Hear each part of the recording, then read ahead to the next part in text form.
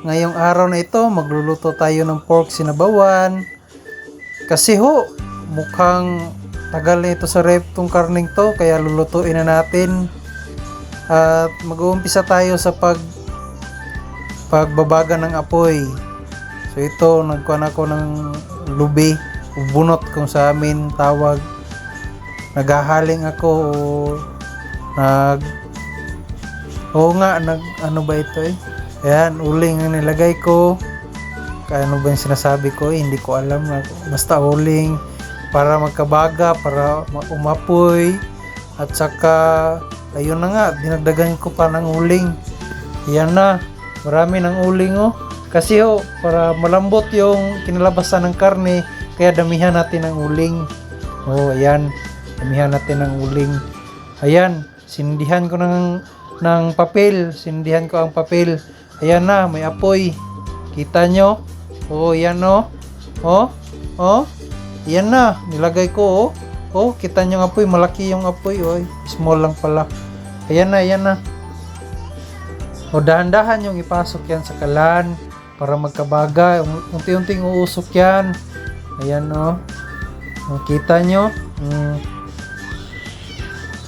Dandahan niya mag-aapoy at saka mausok yan.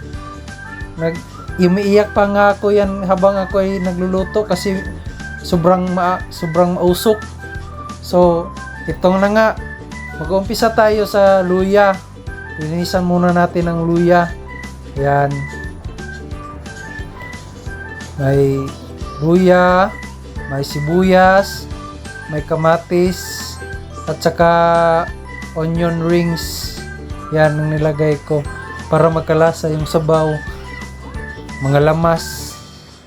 Yan yung sibuyas, pula na sibuyas ang ginamit ko. Dandahan lang kung kayo na magluto, dandahan kayong maghiwa ng mga ingredients nyo para hindi kayo masugatan. Be careful you guys. Yan, dandahan lang. At saka iniwa ko naman yung kamatis. Kunin nyo yung mga buto para walang masyadong nalaglag. Ito na, onion rings din. Lagayan ko ng onion rings para mabango yung kinalabasan sa ating sabaw.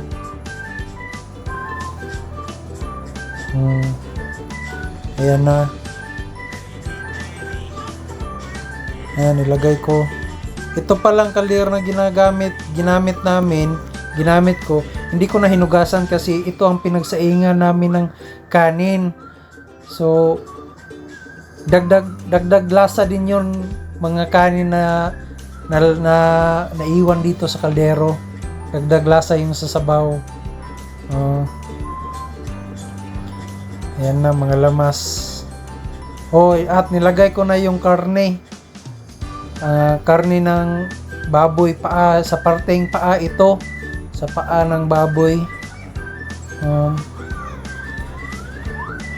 At yun na nga, nagkuha na ako ng konting tanglad yan sa amin sa Bisaya, tanglad din. Ito na, nilagayan ko ng tanglad at binuhusan ko ng tubig.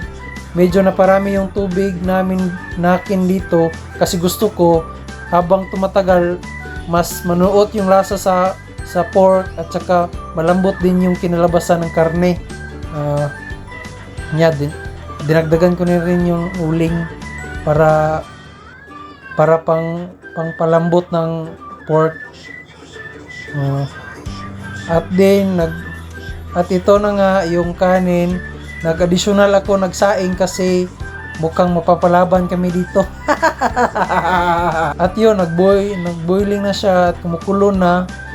Tinignan ko kung malambot ay hindi pa masyado. At ito na nga yung kinalabasan ng aking pagluluto.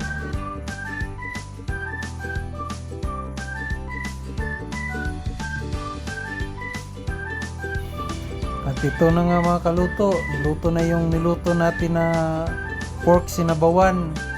Mainit-init pa to. At saka mapapalaban tayo dito. Ayan na nga, sinahog ko na sa kanin, yung sabaw. Dito rin yung makikita kung gaano kalambot yung laman ng pork natin na sinabawan. Yan na. Oh, kita nyo? Sobrang lambot niyan. At napaka-juicy yung laman. So, ito na mga kaluto, ang video natin. Don't forget to subscribe, like, and share mga kaluto. Thanks for watching!